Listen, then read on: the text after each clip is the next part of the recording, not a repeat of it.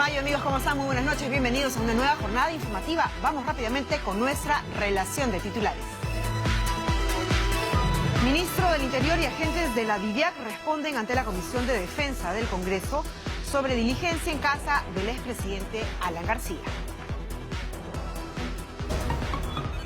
Fiscalía abre investigación por 30 días en torno a nuevos testimonios en el caso de Paolo Guerrero, a fin de recabar declaraciones de ex trabajadores y representantes del Swiss Hotel.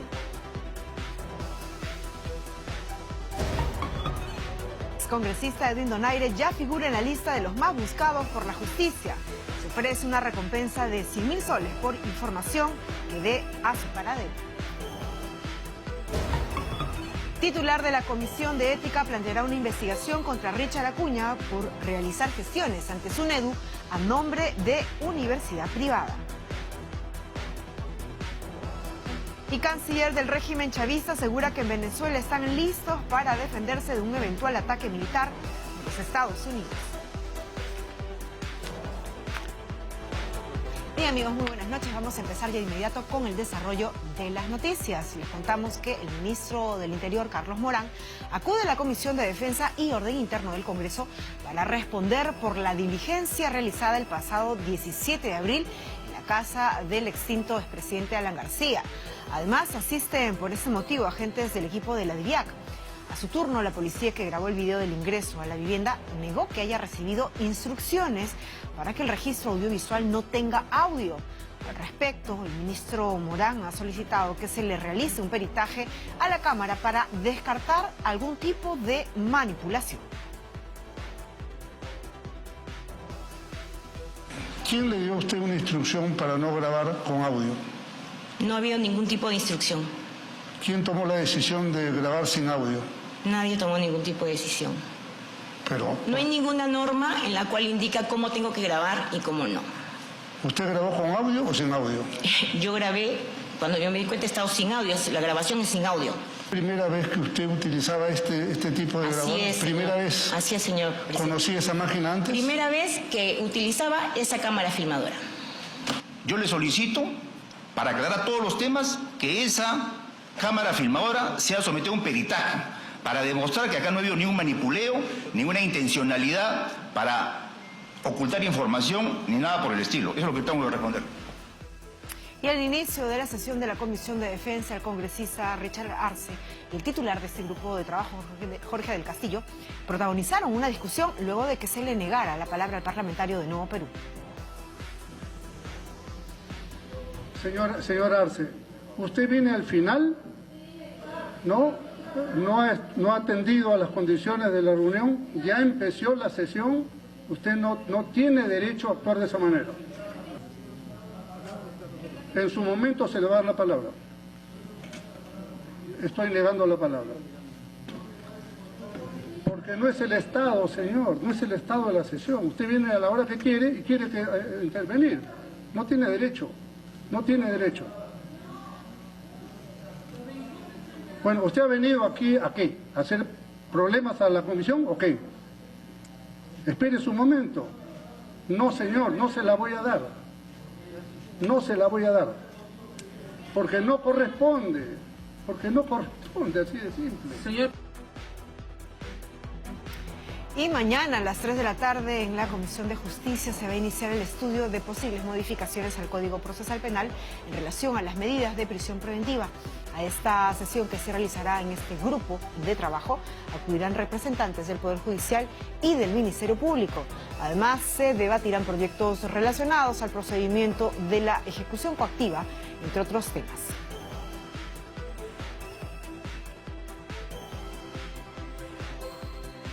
Les contamos ahora que la congresista Rosa Bartra solicitó al presidente del Parlamento, Daniel Salaverry, que se publique el informe final de la Comisión Lavallato en la página web del Legislativo. A través de un oficio, la presidenta de este grupo de trabajo indicó que esta decisión la tomó debido a que en los últimos días ha habido un creciente interés de la ciudadanía por conocer el contenido del extenso documento. Agregó que también es pertinente que la gente forme su propia opinión a través de los canales oficiales de la información al respecto de este caso.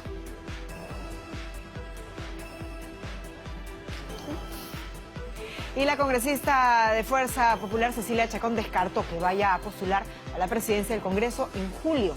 Si es que alguno de mis compañeros quiere que vaya, declinaré, aseguró la parlamentaria a la prensa. Recordó que el primer año le correspondió ser candidata por ser la más votada después de Kenji Fujimori, quien declinó el cargo. La congresista agradeció a sus colegas de bancada quienes la han propuesto, pero indicó que su decisión ya está tomada.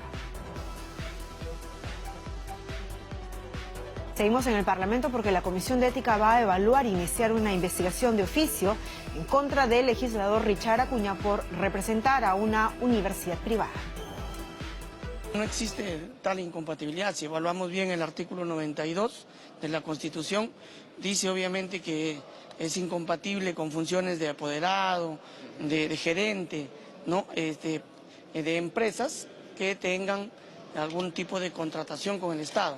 La empresa que él dirige, esa universidad en mención, no tiene contrataciones con el Estado, no da servicios públicos, es una empresa privada. Y con respecto a que lo puede haber hecho en horarios de trabajo, los horarios de trabajo del Congreso lo definen las convocatorias a las comisiones, la programación de actividades que se definen con anticipación. El día de hoy estoy reuniéndome con el equipo técnico para evaluar, llevar de oficio este caso también del congresista Acuña, como corresponde en realidad a esta denuncia emitida. El congresista Acuña tiene que dar las explicaciones del caso al respecto en la Comisión de Ética donde corresponde, ¿no? Donde es sus competencias. Y congresistas rechazaron la propuesta del Ejecutivo de que la inmunidad parlamentaria pase a manos del Poder Judicial. Consideran que es una prerrogativa para evitar casos de persecución política.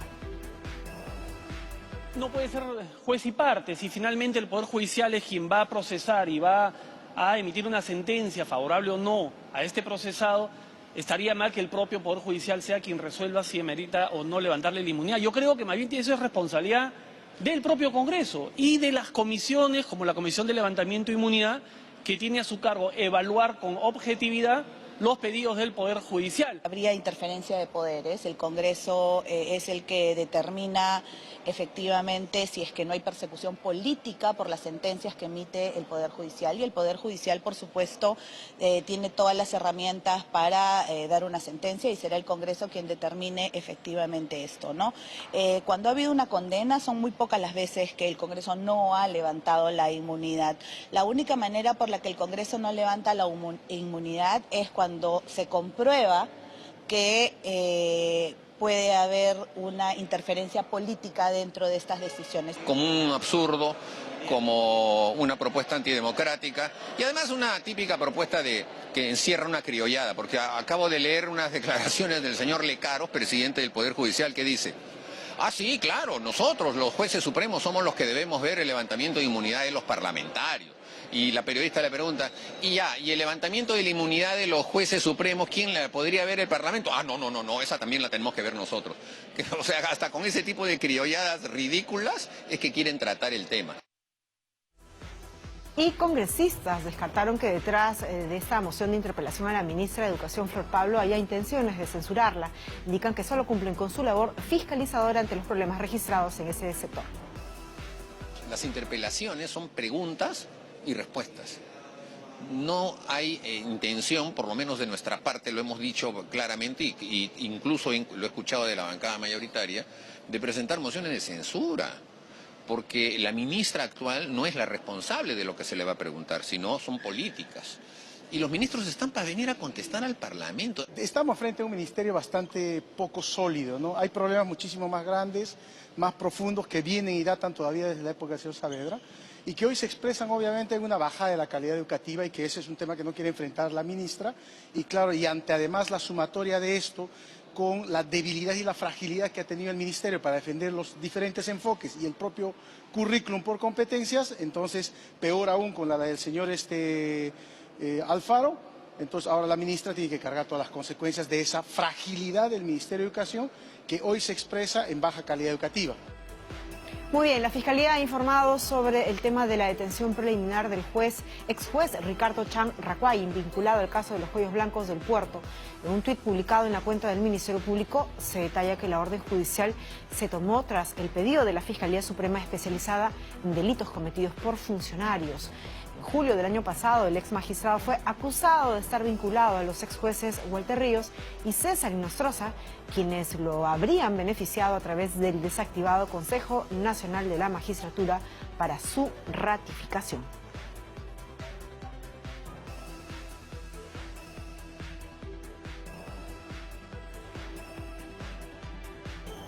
En otros casos, el abogado de los hermanos Chávez Sotelo señaló que los asesores de la comunidad de Fuerabamba saldrían en libertad mañana, luego de que el Poder Judicial declarara fundado su recurso de apelación. Kevin Peña señaló que aún no han podido salir por demoras en trámites documentarios. Señaló que los Chávez Sotelo no están prohibidos de asesorar a las comunidades campesinas, pues eso no está especificado en las medidas restrictivas de conducta. En tal caso, en el día estamos realizando toda la documentación para que se gire todos los oficios al INPE de Cusco y lograr su inmediata libertad, que esto posiblemente se realice el día de mañana, porque en el día no se ha podido o no se ha logrado realizar toda la documentación. Nosotros nos remitimos a la resolución en la cual refiere como una medida restrictiva el impedimento de acercarse al lugar del conflicto, entendemos al lugar donde tiene la sede las Bambas, y también la resolución indica la imposibilidad de comunicarse con los coprocesados, inclusive de dar algún tipo de entrevista, ya sea en cualquier medio que sea, pero no tenemos esa restricción de realizar el asesoramiento a las comunidades campesinas. Muy bien, en otros casos les contamos que el Ministerio Público abrió investigación de oficio por 30 días, luego de conocerse los nuevos testimonios en torno al caso del futbolista Paolo Guerrero. Vía Twitter, el fiscal Jorge Chipana Llanos señaló que busca recabar las declaraciones tanto de los ex trabajadores como de los representantes del Swiss Hotel, además de realizar otras pericias que permitan aclarar los hechos nuevos conocidos. Y el prófugo excongresista Edwin Donaire fue incluido en la lista de los más buscados del Ministerio del Interior y se ofrece una recompensa de 100.000 soles a quien brinde su ubicación o información que permita su captura. Esto tras el anuncio del titular del sector, Carlos Morán, quien además señaló que el general en retiro se encontraría en la ciudad de Lima, según informes de inteligencia. Donaire fue desaforado del Congreso la semana pasada, luego de que el Poder Judicial confirmara la condena en su contra de 5 años y medio de cárcel por el caso Gasolinazo.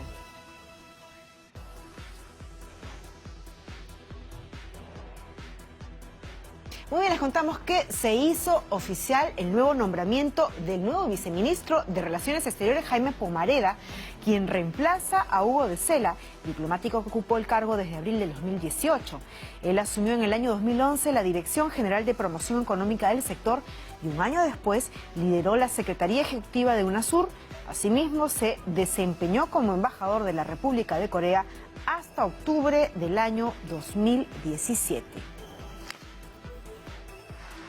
Soy consciente de las dimensiones de mis nuevas responsabilidades y desafíos, pero asumo este importante encargo con la naturalidad con la que he querido llevar todos los actos de mi vida. Ante ustedes expreso mi pleno compromiso con los objetivos destinados a promover y proteger los intereses del Perú en el exterior, siempre en cumplimiento de los lineamientos impartidos por el señor Presidente de la República y liderados por el señor Canciller. Volvemos al Congreso, al entorno del Congreso, porque Luis Iberico pidió al desaforado Edwin Donaire actuar con gallardía y que se ponga derecho. El expresidente del Congreso señaló que no está a favor de que se anule la inmunidad parlamentaria, pero sí en delimitarla. Explicó que se debe trabajar en ella para que esta prerrogativa no se convierta en impunidad. Iberico retorna al Congreso como accesitario de Edwin Donaire. Creo que uno tiene que afrontar la decisión de la justicia. No quiero juzgar a Edwin Donaire, ya el Poder Judicial dijo lo suyo. Y es, creo yo, momento de ponerse a derecho. Le haré una invocación, ¿no? De que actúe con gallardía y asuma la decisión del Poder Judicial. Con la inmunidad parlamentaria yo no soy de la posición de anular, pero sí de acotar. Hay que acotar bien este privilegio que tiene el representante y que le permite actuar políticamente con toda libertad. Pero repito, actuar políticamente en el plano jurisdiccional, en el plano del cumplimiento de las leyes es otro cantar. Hay que aclarar, hay que afinar bien para que esta inmunidad no se convierta pues en impunidad. Vuelvo al Congreso con un ánimo muy constructivo. Yo creo que hay que hacer un enorme esfuerzo para fortalecer esta institución. Muy bien, presidente del Consejo de Ministros, Salvador del Solar, afirmó que el tema de la educación está siendo utilizado políticamente. Esto en relación a la interpelación a la ministra Flor Pablo. Dijo que no se debería desviar las energías de la ministra de Educación, Flor Pablo, quien responderá al Congreso por contenidos en los textos escolares. Señaló que se está utilizando este tema políticamente para atacar al gobierno y lo que se pretende es poner en jaque a la educación.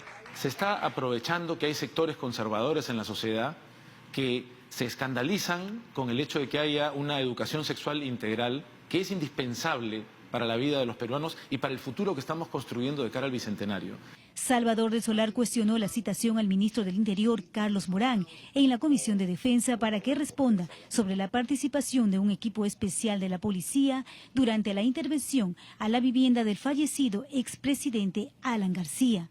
Ahora se pretende señalar que en el Ministerio del Interior, que en la policía, ha habido comportamientos inadecuados que podrían haber llevado a la muerte del exmandatario. Claramente no es así. O sea, no distraigamos la atención, no confundamos a los peruanos y no desperdiciemos energías respecto de hechos que han quedado bastante claros cuando tenemos que combatir contra la inseguridad. Del Solar reiteró que el Ejecutivo ha propuesto una reforma política, por lo que invocó al Congreso darle impulso para cambiar nuestro país. Lo mejor que podríamos hacer por el Perú, el Congreso y el Ejecutivo, es impulsar la reforma política, es dar señales a toda la ciudadanía de que queremos cambiar nuestro país. La invitación está hecha, la reforma ha sido trabajada, está en el Congreso y tenemos la posibilidad de darle mucha mayor prioridad que la que le estamos dando todavía. En el caso Las Bambas, el jefe del gabinete dijo que las negociaciones están avanzando y negó que exista injerencia del Ejecutivo en la orden de excarcelación de los hermanos Chávez Sotelo, acusados de extorsión contra el referido proyecto. Reafirmó que en el Perú hay plena independencia de poderes. Del Solar resaltó que el compromiso del presidente Martín Vizcarra con la justicia y la lucha contra la corrupción es firme. Momento de hacer la primera pausa en el programa. No se mueva, regresamos con más información.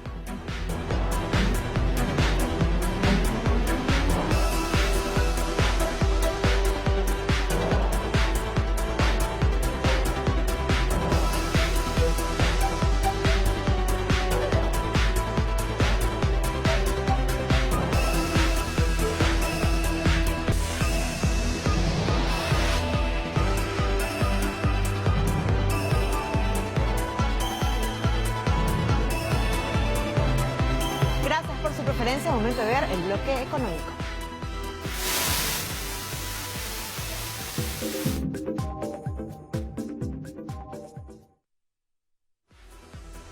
Muy bien, les contamos que el gobierno ha establecido los parámetros de fondo y forma para la aplicación de la norma antielusiva general contenida en la norma 16 del título preliminar del Código Tributario. Esto va a permitir al país poner en operación una herramienta efectiva para desalentar el uso de mecanismos de elusión tributaria. De acuerdo con el ministro de Economía y Finanzas, la mejora de la recaudación y ampliación de la base tributaria va a permitir lograr un crecimiento equitativo, competitivo y sostenible. Y precisamente sobre esta norma, el ministro de Economía, Carlos Oliva, señaló que desde mañana las empresas deberán revisar sus procedimientos tributarios para corregirlos y evitar la calificación de elusivos. De no ser así, podrían recibir una sanción de parte de la SUNAT las empresas que no paguen sus impuestos o tributan menos, agregó el ministro Oliva. Sostuvo también que entre el 4 y el 10% de la recaudación del impuesto a la renta se afectada por la elusión y generalmente son las grandes empresas las que incurren en esta práctica. El impacto en la economía sería de 0.5 puntos porcentuales del PBI, lo que permitirá cumplir con las proyecciones previstas para reducir el déficit fiscal a 1% hacia el año 2021.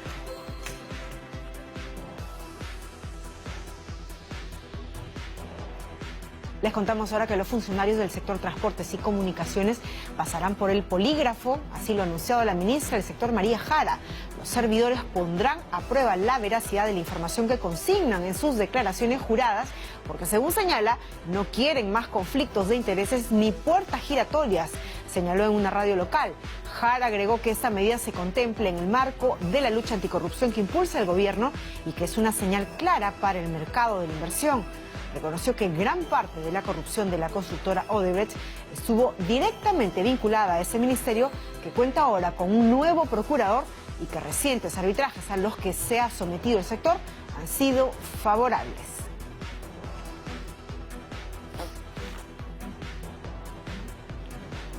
Y un fondo de 1.150 millones de soles administrado por COFIDE empezará a operar con un costo financiero bastante atractivo para las micro, pequeñas y medianas empresas orientadas al mercado local y de exportación. El anuncio fue hecho por el presidente del Banco de Desarrollo del Perú, Carlos Linares, y empezaría a operar en julio de este año. Gracias a este fondo Crecer, podrían colocarse créditos por más de 4.000 millones de soles, siendo la idea principal que bajen las tasas de estos préstamos.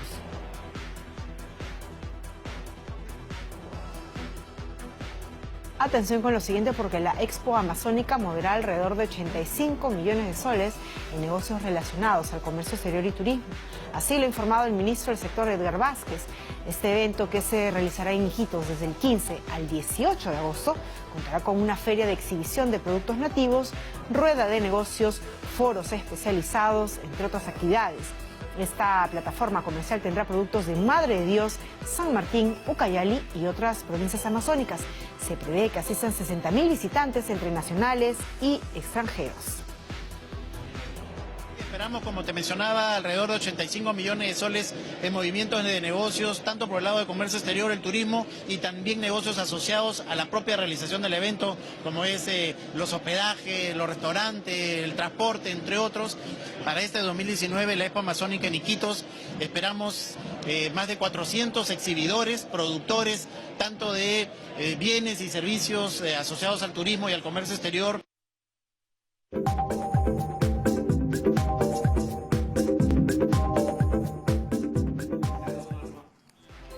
Muy bien, les contamos que en la cuadra 12 de la Avenida del Santuario, en el distrito de San Juan de Lurigancho, un puesto de golosinas resultó afectado por un poste derribado tras el impacto de un camión que finalmente fugó.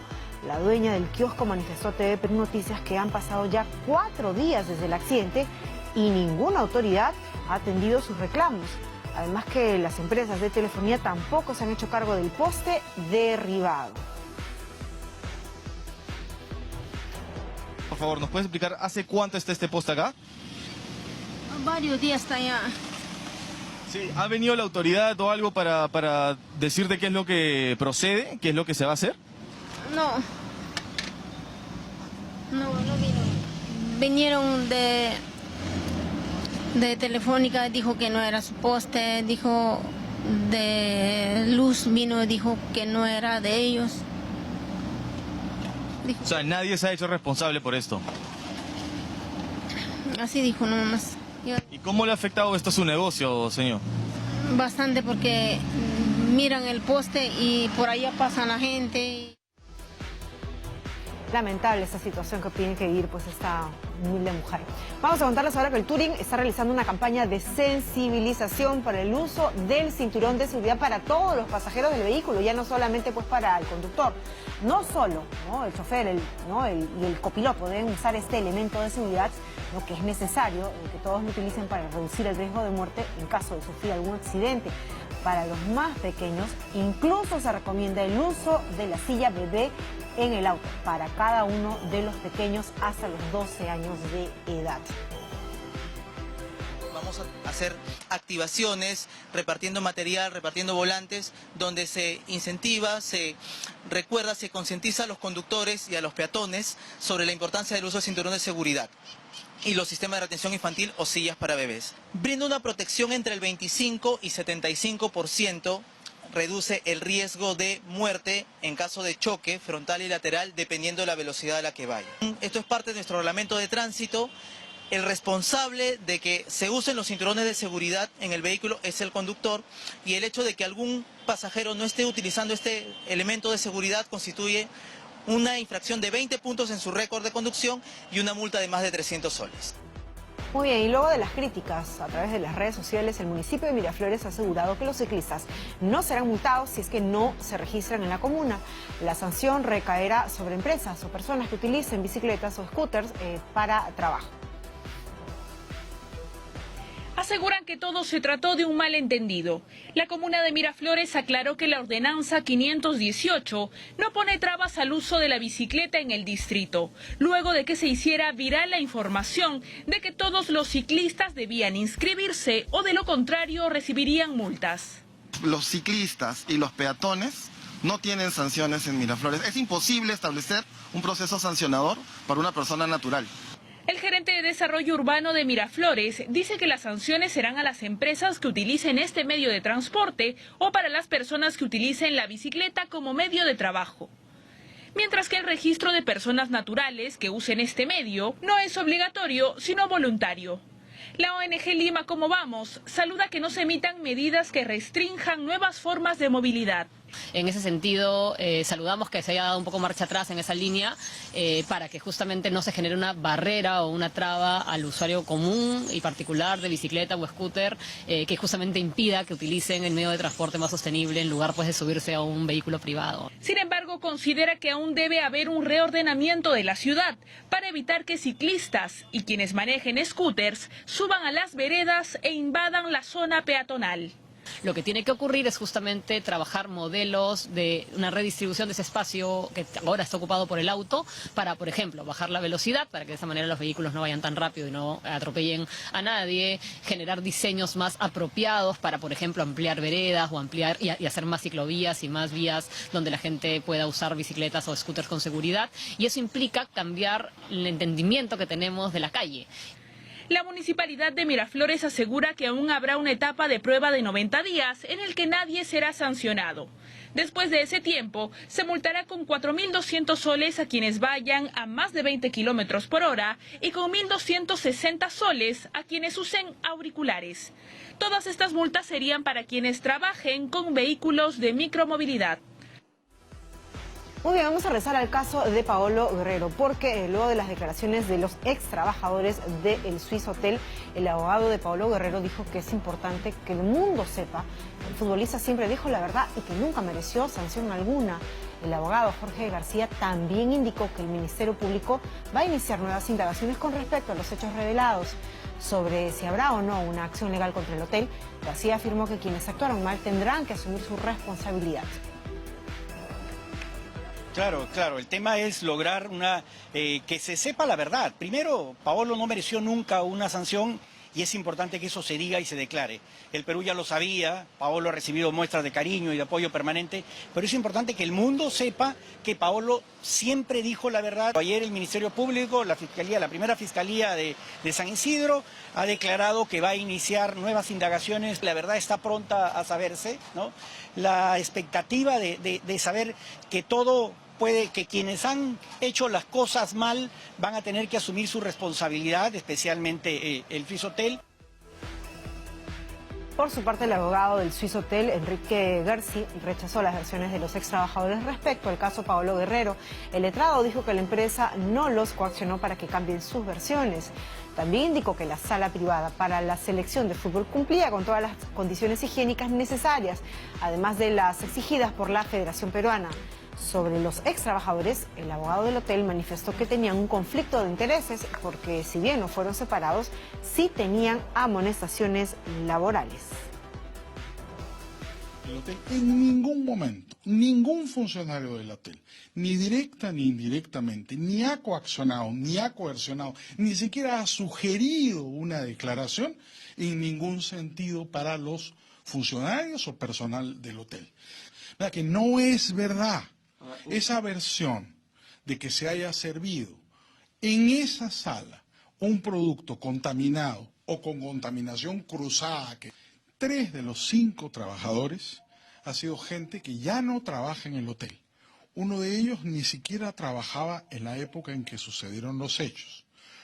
Estos 3 salieron del hotel, si bien por renuncia voluntaria, luego de amonestaciones laborales. De manera que...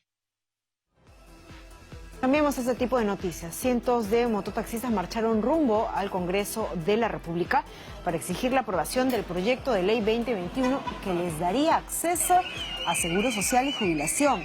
La movilización se inició en San Juan del Lurigancho y recorrió las avenidas Próceres de la Independencia y Hacho hasta llegar a las inmediaciones del Parlamento. El presidente de la Confederación Nacional de Mototaxistas, Hubert Chuis, informa que de aprobarse esta iniciativa se beneficiarían al menos 3 millones de transportistas en todo el país. También informó sobre la creación de una aplicación para smartphones con el objetivo de combatir la informalidad.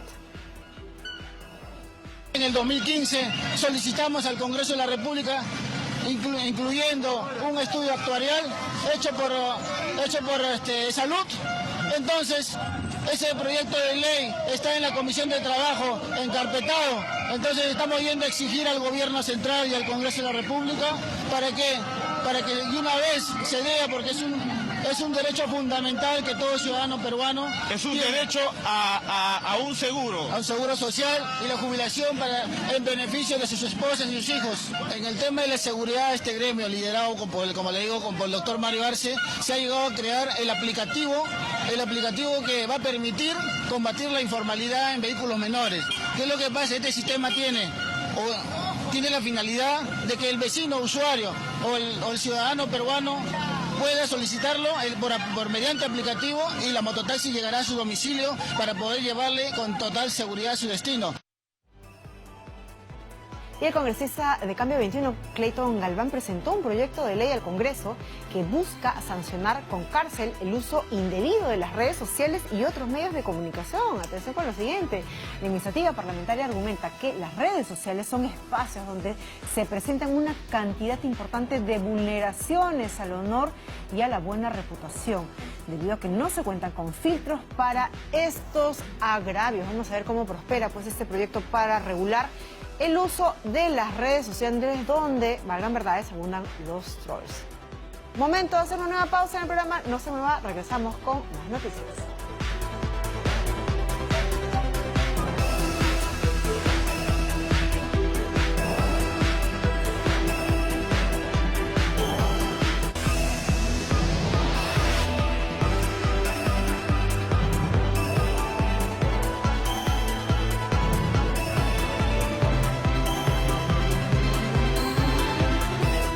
Seguimos con el desarrollo de más información. Gracias por su preferencia. Lamentablemente, 4 personas sin vida y 5 heridos dejó un triple choque en el kilómetro 16 de la carretera de penetración a la Sierra de la Libertad.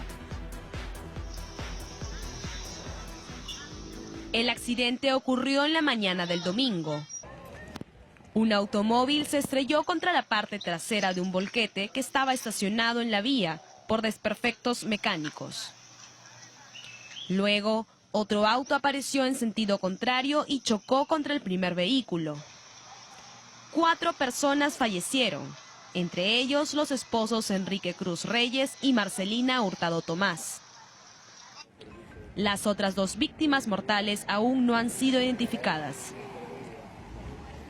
El accidente también dejó 5 heridos: Wilmer Quispe Santos, Jorge Álvarez Trujillo, Carlos Rojas Ábalos y los choferes Julio Castro Aguilar y Daniel Otiniano Orbegoso. El tránsito vehicular estuvo restringido algunas horas. En la comisaría de Laredo realizan las investigaciones del accidente. Y agentes de la Dirandro en la Amazonía incautaron 300 kilos de droga camuflada en una embarcación. La nave fue abandonada tras una intensa persecución.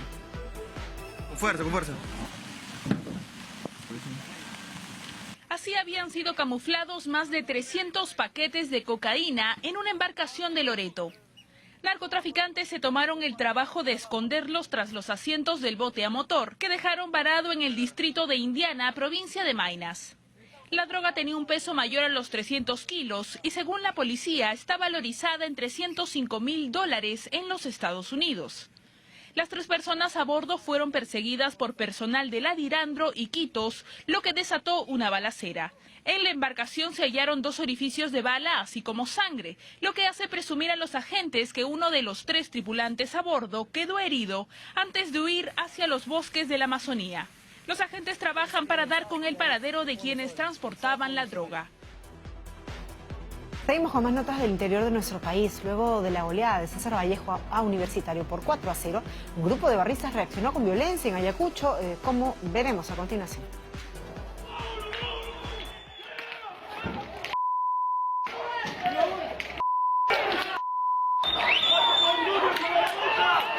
No pudieron con la derrota. Los hinchas de Universitario de Deportes no asimilaron la goleada ante César Vallejo en Lima. Cuidado buscando por aquí de Vallejo Silva. Va a girar la pelota. Y salieron a las calles a provocar disturbios en el barrio de Cuchipampa, en Huamanga.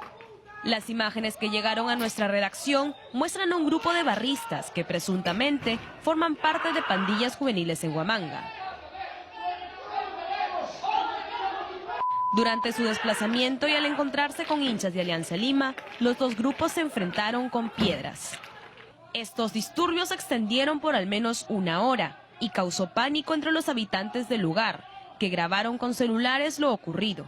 Ellos aseguran que la policía nunca llegó y que todo volvió a la calma cuando ambos bandos se retiraron por lados opuestos. Se desconoce si hay heridos a raíz de este enfrentamiento.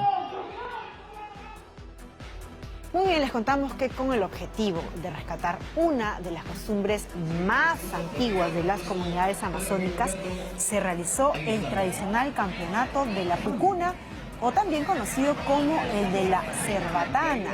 Fueron poco más de 20 los hombres que llegaron de varias comunidades indígenas para participar del campeonato, organizado por la Municipalidad Distrital de Aguajú, en la provincia de Rioja, por sus 35 años de fundación. Ahí está, los concursantes no solo demostraron buena puntería para poder participar de esta Festival de la Cerbatana o Pucuna, sino que también mucha habilidad para dominar la pucuna de aproximadamente 3 metros de largo, tal como lo hacían sus antepasados cuando salían de casa. Ahí están los competidores viendo cuál de todos tiene pues una mejor puntería. El ganador fue Humberto Santiac, de la comunidad nativa de Bajo Naranjillo. Estos fueron por los 35 años de fundación de la provincia de Rioja. Mandamos un saludo a todos nuestros televidentes que nos siguen desde Rioja. Muy bien, momento de la franja no electoral obligatorio por la OMPE. El siguiente es un espacio que se brinda en forma gratuita y de acuerdo a la ley número 28094, Ley de Organizaciones Políticas a los partidos políticos con representación en el Congreso de la República. De acuerdo al sorteo realizado por la OMPE, este espacio estaba asignado a Peruanos por el Cambio, el cual no ha cumplido con suministrar el material de difusión correspondiente. El siguiente es un espacio que se brinda en forma gratuita y de acuerdo a la ley número 28094, Ley de Organizaciones Políticas a los partidos políticos con representación en el Congreso de la República. Continuamos con el desarrollo de la información, nos quedamos en el oriente de nuestro país. Le contamos que pese a la lluvia que se había registrado en la víspera, decenas de familias marcharon por las calles de Pucallpa en apoyo al padre Marco Francesco Mambretti, acusado de haber violentado sexualmente a un menor de edad. Con cánticos religiosos, los feligreses de distintas iglesias de Pucallpa respaldaron al sacerdote, quien señala ser inocente y que detrás de la denuncia existen intereses económicos por parte de la madre de la supuesta víctima. Hasta la fecha se desconoce el paradero del religioso, sobre quien pesa una orden de captura, luego que la Corte Superior de Justicia de Ucayali declarara fundado el pedido de 9 meses de prisión preventiva.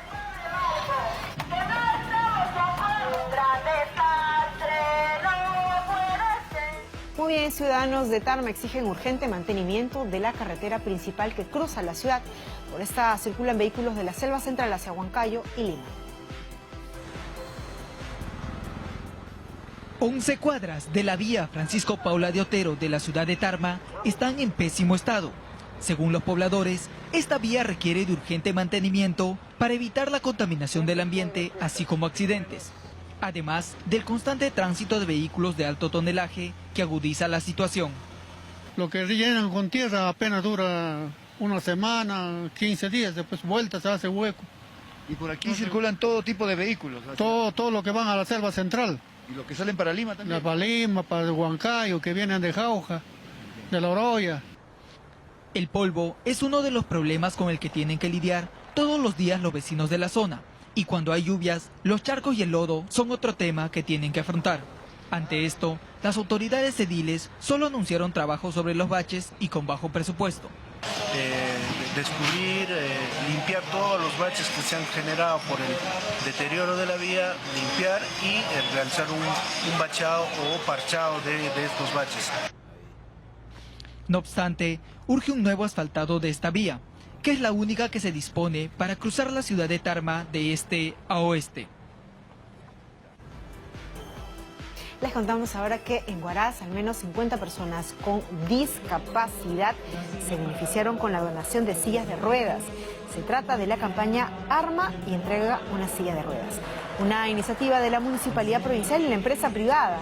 El objetivo es atender a un mayor número de niños y adultos con discapacidad motora en todo el país.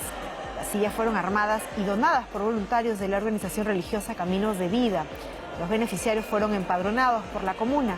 Desde el año 2015 la campaña busca mejorar la calidad de vida de estas personas y promover actividades solidarias. Vámonos ahora hasta el Cusco, donde un nuevo caso de agresión contra la autoridad protagonizó una pareja en esta región. Una mujer se negó a ser intervenida por la suboficial Yasmín Viveros Arapa cuando protagonizaba una pelea en la vía pública.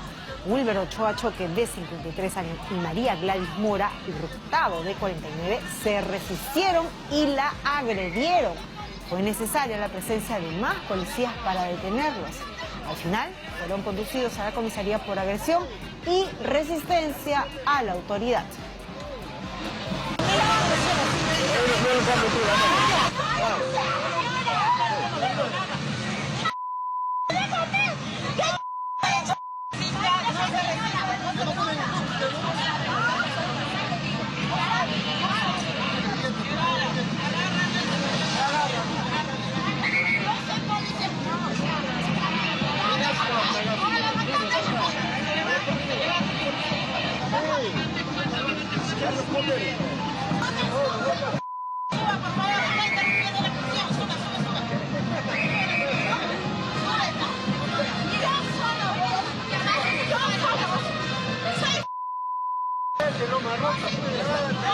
Bueno, está pues vergonzoso, ¿no? Episodio que se registró en Cusco. Vamos ahora hasta Huancayo, donde la policía incautó poco más de 40 kilos de droga que salió de la zona del Brain. 6 personas fueron detenidas. La carga ilícita fue descubierta en una operación de control vehicular que realizaba la policía en la vía que conduce a Huancavelica y Ayacucho, exactamente en el sector de Huacrapuquio, en Huancayo. 6 personas detenidas, entre ellos una mujer. Tenemos en estos vehículos se ha hallado en un lado 22 paquetes de cocaína y en otra 21 paquetes de cocaína. Según el general, esta droga provenía del Brain y su primer destino era Lima. La actitud sospechosa de los conductores de 2 autos puso en alerta a los policías, quienes revisaron minuciosamente y hallaron compartimientos especiales donde estaba la droga. Todos los paquetes tenían el sello de un cáliz, que sería de una organización internacional. Las autoridades señalan que para eso la transportaban a Lima. La cocaína en la zona de producción está aproximadamente en 1.200. Acá ya está cerca de $2.000 el kilo. Y puesto ya en Lima es aproximadamente $3.000. Las 6 personas detenidas, entre ellas una mujer, se encuentran en manos de la Fiscalía Especializada en Tráfico Ilícito de Drogas de Huancayo. Y de Huancayo nos vamos a Satuira, donde se desarrolló el segundo corso y la 11ª marcha por el Festival por la Vida. Miles de familias, jóvenes y niños salieron con pancartas y globos por las principales calles de esta ciudad. En esa marcha estuvo presente el arzobispo de Piura y Tumbes, Monseñor José Guren, quien exhortó a los presentes a estar alertas y vigilantes para rechazar cualquier intento por aprobar el aborto en nuestro país. También les pidió comprometerse a defender toda vida humana que pueda ser amenazada.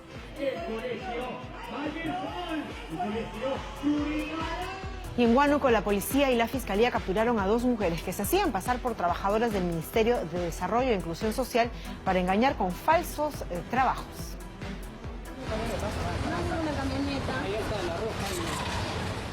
Cobraban entre 6.000 a 10.000 soles a cambio de un puesto de trabajo en el MIDIS.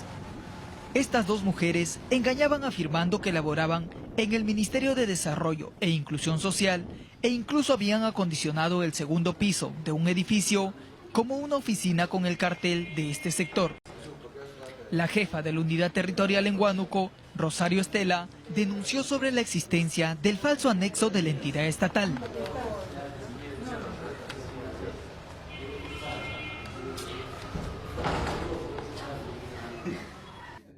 Integrantes de la policía y fiscalía llegaron al inmueble ubicado en el Jirón Crespo y Castillo, cuadra 6, en un segundo piso.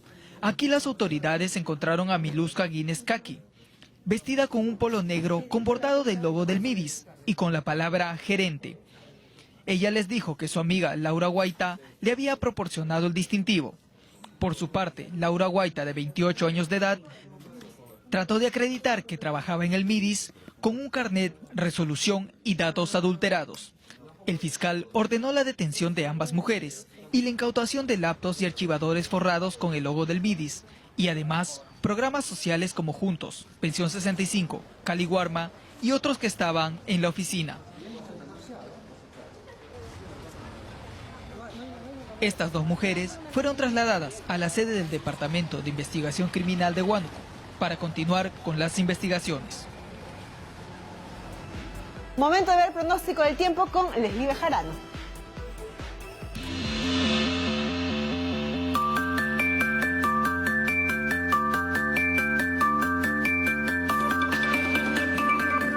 Muy buenas noches a todos, bienvenidos al bloque del tiempo. Desde medianoche se espera lluvia de ligera a moderada intensidad en la selva, con descargas eléctricas aisladas. Hacemos una pausa, regresamos con más, no se muevan.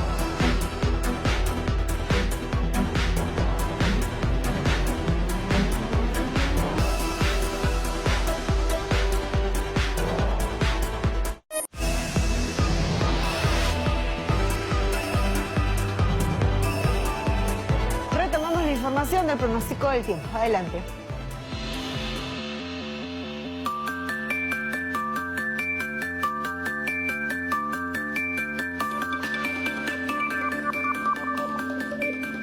Muy buenas noches a todos, bienvenidos al bloque del tiempo. Hasta mañana se esperan lluvias de moderada a fuerte intensidad en la selva, con descargas eléctricas y ráfagas de viento. Vamos a ver el pronóstico del tiempo. Iquitos amanece con el cielo nublado a cubierto con presencia de precipitaciones. Atención en Iquitos con la máxima que sería de 30 grados. Moyobamba tendría el cielo nublado con tendencia a nubes dispersas durante el día, estando nublado nuevamente en la tarde y chubascos ligeros. La máxima en Moyobamba sería de 28 grados. Pucallpa tendría el cielo nublado con tendencia a nubes dispersas. Por la mañana y hacia la tarde el cielo estaría nublado con presencia de precipitaciones. La máxima en Pucallpa sería de 31 grados. Lima tendría el cielo nublado con tendencia a nubes dispersas. La máxima en Lima sería de 23 grados, mientras que Ica tendría el cielo Nublado a cubierto en las primeras horas de la mañana con tendencia a nubes dispersas para estar nublado nuevamente en horas de la tarde. La máxima en Ica sería de 32 grados, así que a protegerse de la radiación UV, sobre todo en horas del mediodía.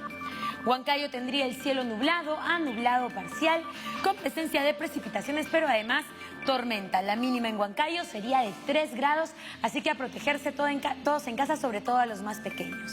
Y ante heladas, en caso de usar calefactor o chimenea, mantenga una adecuada ventilación para evitar posibles intoxicaciones. Los dejo con el pronóstico del tiempo para otras ciudades. Nos vemos mañana.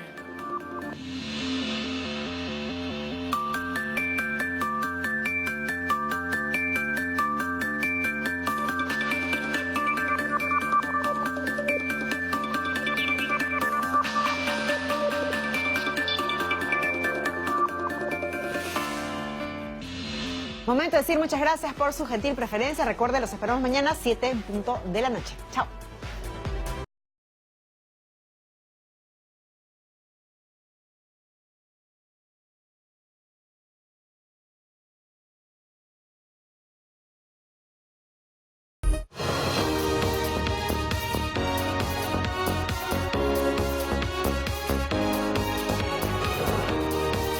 Vamos a comenzar precisamente con el ministro del Interior, Carlos Morán, que continúa en esta locución luego de lo que ha sido una muy accidentada sesión en la Comisión de Defensa. Cero tolerancia con la corrupción. Solo así podemos edificar una nueva patria, transparente, honesta, que nuestros hijos puedan sentirse orgullosos de estos policías que se fajan todos los días, que tienen que sufrir humillaciones como esta. Vamos a volver a asistir al Congreso las veces que sean requeridas, pero estos espectáculos así no pueden volver a repetirse. Muchas gracias.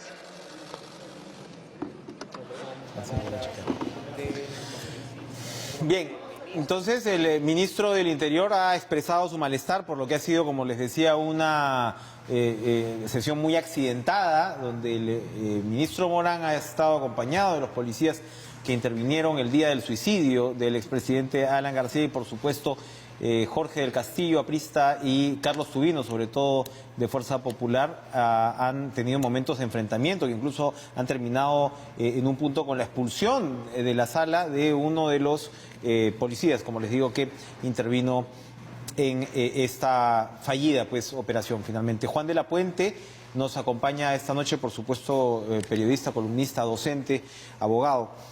Juan, gracias por estar con nosotros. Y vamos, por supuesto, a hablar de tu columna del viernes, que ha dado realmente en el clavo, pero te quería preguntar primero sobre lo que acabamos de ver.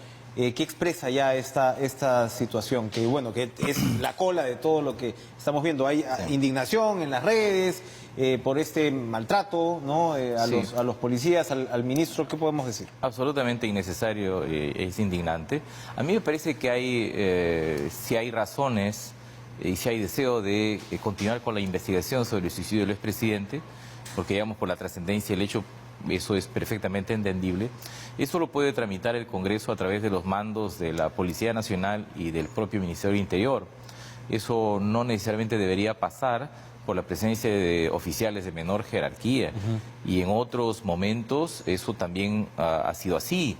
De modo que yo creo que hay un primer error del Ministerio del Interior de haber permitido que vayan oficiales de menor graduación cuando la responsabilidad ante el Congreso la tiene el mando de la Policía Nacional, en lo que les corresponde, y también el Ministerio del Interior. En otros casos, los ministros y el mando en sí han impedido que esto ocurra, ¿no? Claro, porque sencillamente el mando no autoriza, y no van, porque además la Comisión de Defensa es una comisión ordinaria, pero para este caso no tiene las características de una comisión investigadora del Congreso y por lo tanto no tiene los apremios señalados en el artículo 97 de la Constitución. Estamos hablando finalmente del contexto que se detona, ¿no? Efectivamente, ya venía pues esto de atrás, pero que detona con el suicidio del expresidente Alan García. Y en tu columna del viernes en La República decías que lo que tenemos es una alta demanda ética con baja demanda de reforma, lo cual nos puede dejar un tanto perdidos.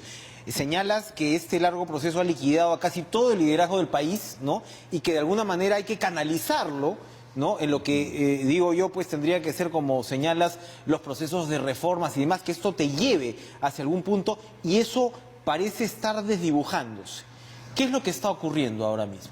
Que yo creo que en esta brecha entre la alta demanda de ética pública de la sociedad y la poca oferta de transparencia y liderazgo político del país, pero también de liderazgo institucional, nos se está abriendo un vacío muy grande, que eso puede llevar primero a una profunda o mayor desconfianza y luego a la adición a posiciones o soluciones rupturistas, que es más o menos lo que pasó en Brasil luego de la destitución de la presidenta Dilma Rousseff.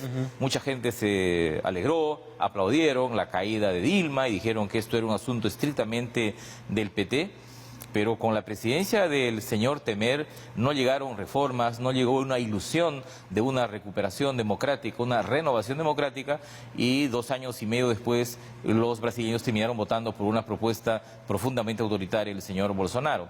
De modo que hoy día llenar el vacío con una propuesta enriquecedora de la democracia me parece importante, y tengo la impresión que eso no está sucediendo. Entonces tenemos una discusión o discusiones muy intensas, pero sobre temas muy puntuales, como por ejemplo lo que ha pasado hoy día, pero no tenemos, digamos, grandes apuestas para ilusionar al país de cara al futuro, ¿no? ¿Y cómo se ilusiona al país? Porque, por ejemplo, hablamos, en tu columna también lo citas, ¿no? Por supuesto, el contexto de las reformas, ¿no? Que todavía no caminan en el Congreso, pero había como cierta, no sé, cierta impresión de la clase política, ¿no?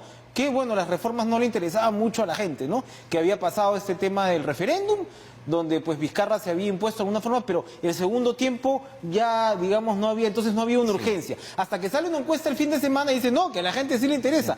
Y de alguna manera se vuelve a reenganchar ese discurso, pero pareciera que es un tema como jaloneado, ¿no? Como que no hay un norte claro. Claro, porque una cosa es una crisis con liderazgo y otra cosa es una crisis sin liderazgo. Y lo que nosotros tenemos en las últimas semanas y meses es una crisis pero que no tiene liderazgo. La crisis entre julio y diciembre del año pasado fue una crisis con liderazgo. El presidente de la República empujando al Congreso, planteando 4 reformas, sacando el referéndum, forzando a la salida del Consejo Nacional de la Magistratura y la creación de la nueva Junta Nacional. Eso es crisis con liderazgo. Pero el proceso crítico sin liderazgo nos lleva a escenarios de esa naturaleza. Bueno, del Congreso no podemos esperar mucho, pero yo creo que el presidente debería recuperar ahí un papel protagónico en la crisis. Mira lo que está pasando hoy día y que además demuestra que las cosas no están saliendo como se pensaban.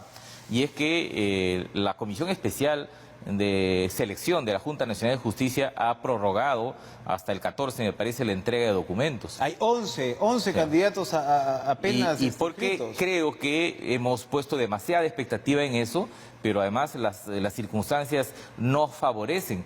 Por un conjunto de cosas, hay mucha gente que no quiere postular, probablemente teniendo todos los credenciales, porque no quiere ser sometido a una especie de moledora de carne.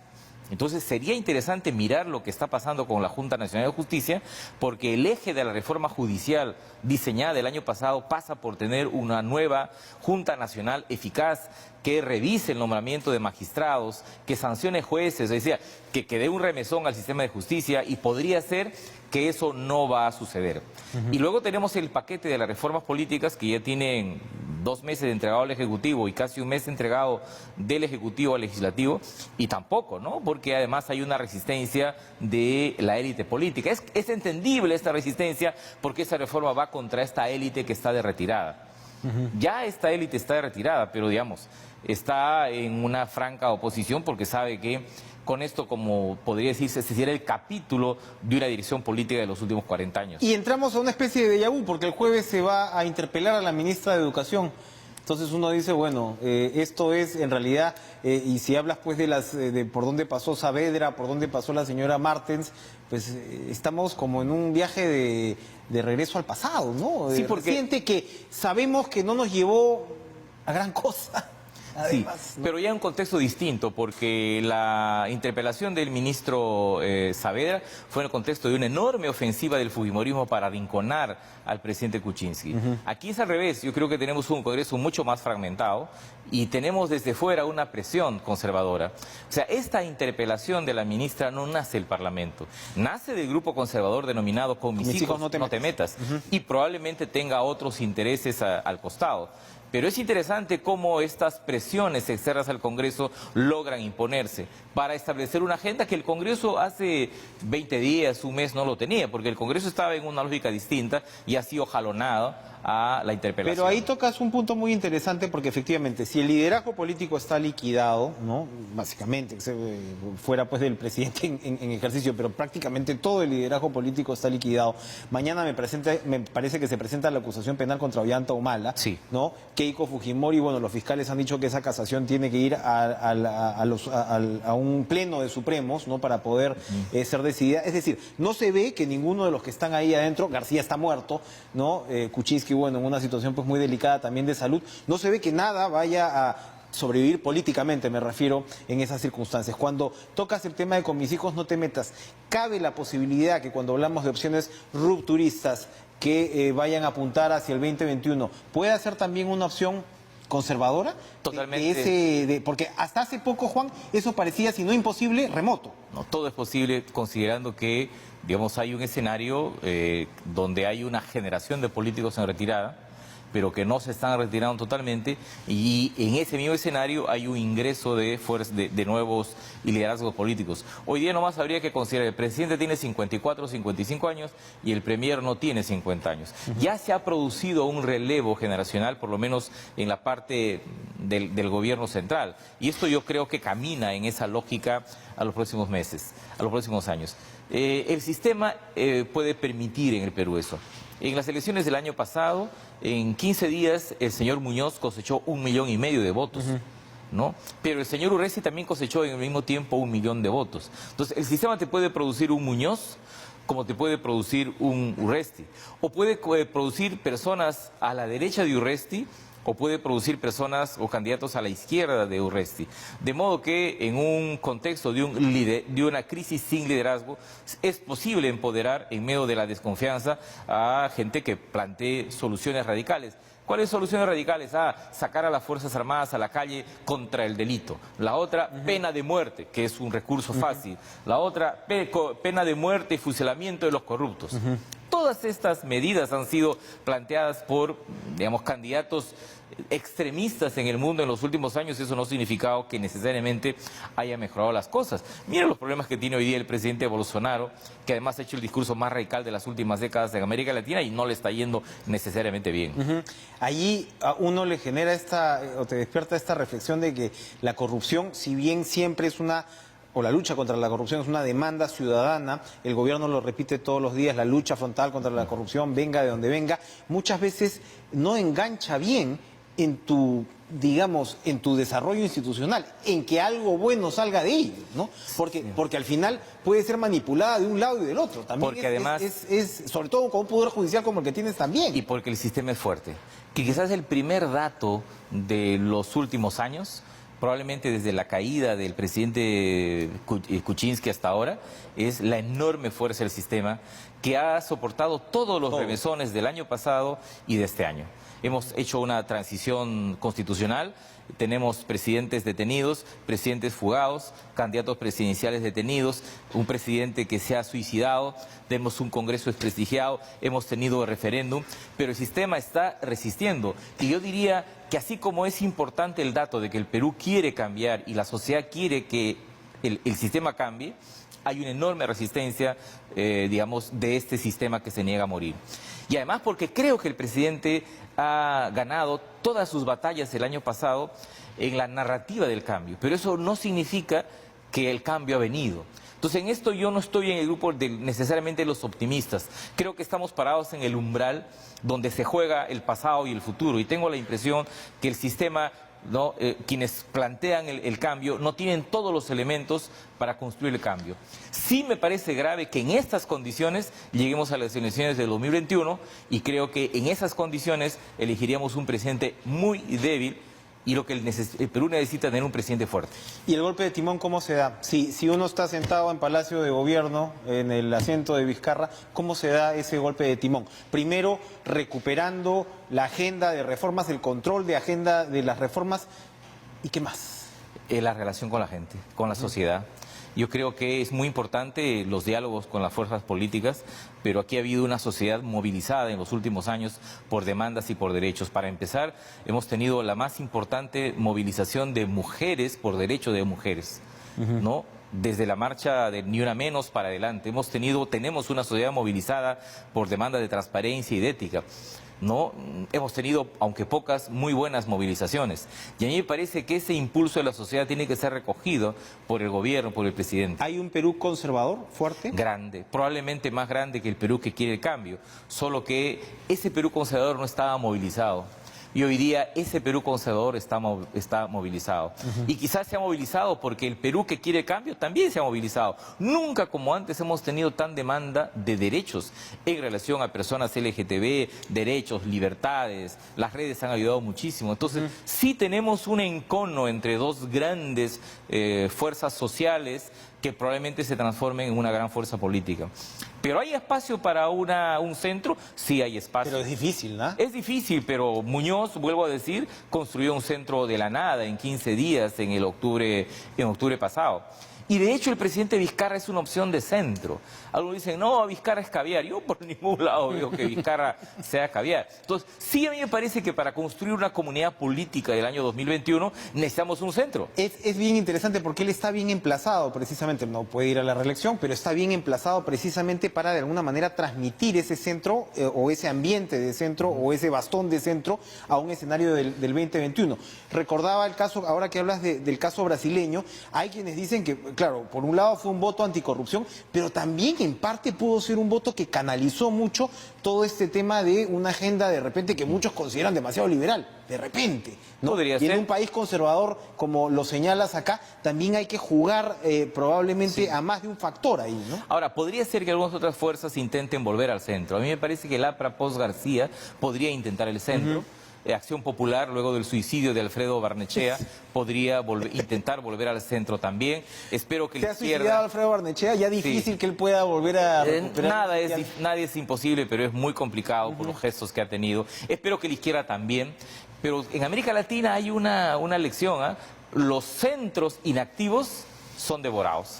Para que un centro sea exitoso tiene que ser un centro activo, dinámico, que recurra a la sociedad, que pelee por derechos y libertades. Julio Guzmán es un centro, o él se definía como tal, pero es un centro mudo, pues, ¿no? O sea, este es el país de los políticos mudos. Es un impresionante, centro, ¿no? Es un centro pasivo todavía, ahora, pero es una opción de centro. Y yo no despreciaría la posibilidad de una gran coalición centrista postelectoral el año 2021, con la idea de tener un gobierno fuerte. Porque la verdad es que después de Fujimori hemos tenido presidentes muy débiles. Toledo, García, Humala, Kuczynski. Y por eso muchos identifican la democracia con debilidad.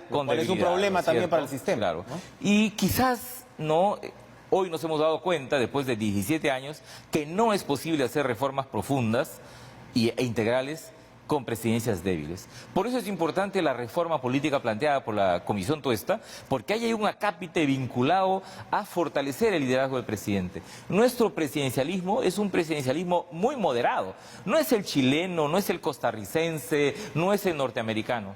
Es muy parecido, incluso más moderado que el presidencialismo brasileño y el presidencialismo argentino, porque aquí hay voto de confianza en el Congreso. Es un Congreso que te puede poner de cabeza en cualquier momento. Sí, y tengo la sensación que si aprovecháramos esta oportunidad para producir una reforma política también en ese ámbito, sí podríamos el año 2021 tener un gobierno y un Congreso que apuesten a cambios sustantivos. Ojalá, Juan, ojalá podamos recuperar el optimismo de alguna manera hay una agenda que le entregue al país un bicentenario que en realidad sea el principio de un proceso hacia más y no de alguna manera caer pues en esta suerte de, no sé si llamarlo depresión colectiva, nacional, desinterés, poca empatía. Volvemos a esta suerte de que se vayan todos, pero no sabemos muy bien qué hay después. Sí, mucha menudencia política y pérdida de la centralidad del cambio y de la reforma.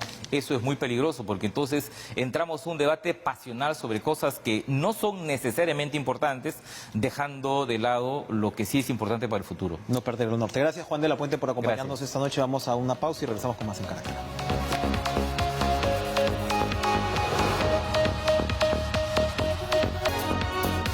Ya se encuentra con nosotros la ministra de Cultura, Ulla Holmquist, pero vamos a transmitir primero la intervención de Daniel Salaverry, que ha salido de la Comisión de Ética, también en una sesión un tanto accidentada. Adelante. Ustedes habrán podido ver que los congresistas de otras bancadas han hecho sus preguntas, han participado, pero han coincidido conmigo respecto a que la falsificación es burda de estas firmas y que no se me puede responsabilizar sobre documentos que no he elaborado, que no he firmado y que no han salido de mi despacho. Sin embargo, los congresistas de Fuerza Popular me han llenado de adjetivos, como el congresista Miyachiro, la congresista Salazar me ha invitado a renunciar y a salir de la mesa directiva.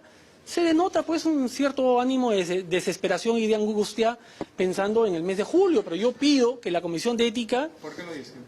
Por sus participaciones. ¿Por qué están desesperados con angustia? Porque a pesar de que están las evidencias de que es una burda falsificación, me hacen ese tipo de planteamientos comparándome con otros congresistas con casos totalmente distintos de plagio de proyectos de ley. Aquí yo no he plagiado nada.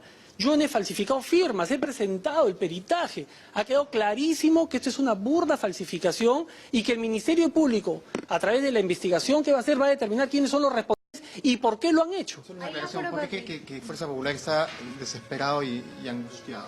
Porque quieren recuperar el manejo y el control de la mesa directiva para darle pase probablemente a una serie de proyectos que están pues encarpetados porque son dañinos para el país.